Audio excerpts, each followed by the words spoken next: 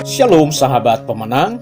Dalam Alkitab Perjanjian Lama, kata Ebenezer disebut 3 kali. Pertama, pada waktu bangsa Israel berhadapan-hadapan dengan bangsa Filistin di dekat Ebenezer. Kedua, saat Israel kalah perang dan tabut Allah dibawa oleh bangsa Filistin dari Ebenezer ke Asdod.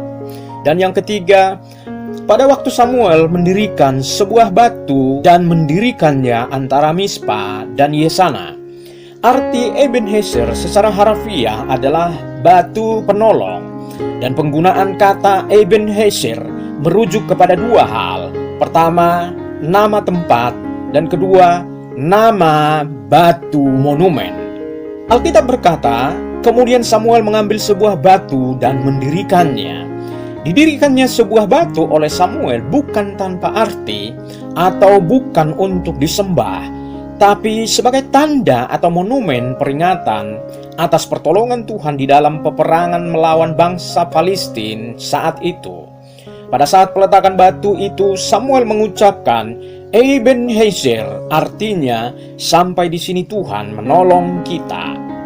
Dalam perkembangannya, orang Kristen melakukan perbuatan seperti yang dilakukan oleh Samuel ini. Pada waktu orang membangun rumah atau membangun gereja, mereka meletakkan batu pertama dan mengucapkan kata-kata iman dan doa. Saya membaca sebuah artikel tentang Amerika.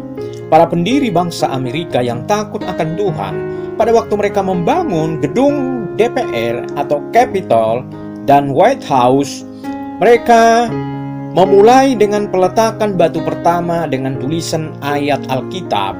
Di atas batu karang ini, aku akan membangun jemaatku. Bagaimana sebenarnya kondisi bangsa Israel sebelum batu Ebenezer tersebut didirikan? Peristiwa apa yang mereka alami? Di dalam kisahnya dicatat, bangsa Israel mengalami kekalahan perang yang telak dari Palestina. Bukan saja dikalahkan secara politik atau secara fisik, tapi juga secara mental dan rohani mereka pun dihancurkan.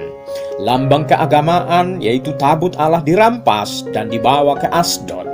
Tabut Allah melambangkan kehadiran Allah atas Israel. Tabut Allah itu memberi berkat, memberi keuntungan bagi bangsa Israel. Tapi tabut Allah itu bagi bangsa-bangsa lain mendatangkan malapetaka, dan itu yang dialami oleh bangsa Filistin. Mengapa bangsa Israel kalah perang? Karena mereka berdosa di hadapan Allah, umat pilihan Allah, tetapi cara hidupnya sama dengan bangsa-bangsa lain, menyembah Allah asing yang disebut Asitoret.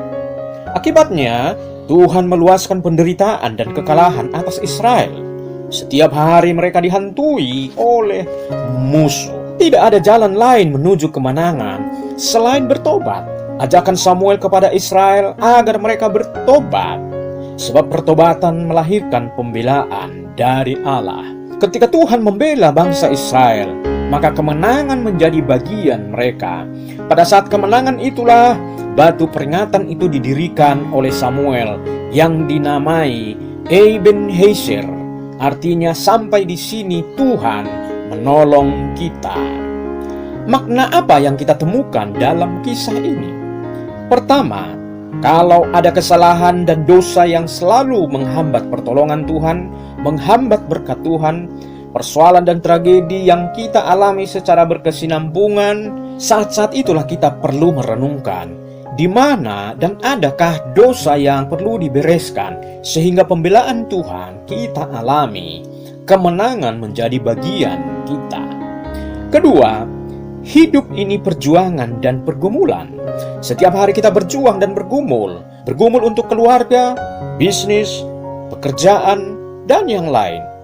Ada banyak persoalan dan tantangan yang terjadi. Kadang-kala kita lelah, putus asa, dan menjadi stagnan. Tapi ketika kita berserah pada Tuhan, Tuhan akan membela dan menolong kita.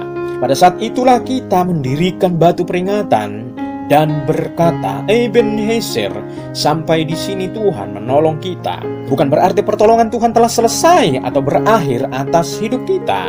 Pengertiannya adalah ada masa di mana kita masuk dalam pergumulan dan perjuangan untuk sesuatu hal, dan kita terus bergumul, dan pada akhirnya Tuhan menyatakan pertolongannya atas pergumulan itu.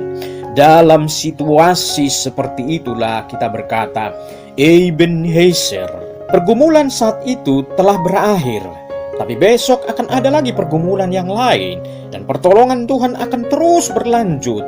Ebenezer selalu terdengar dari mulut kita. Sahabat pemenang, Tuhan pasti membela kita jika kita hidup di dalam kebenarannya. Tuhan Yesus memberkati.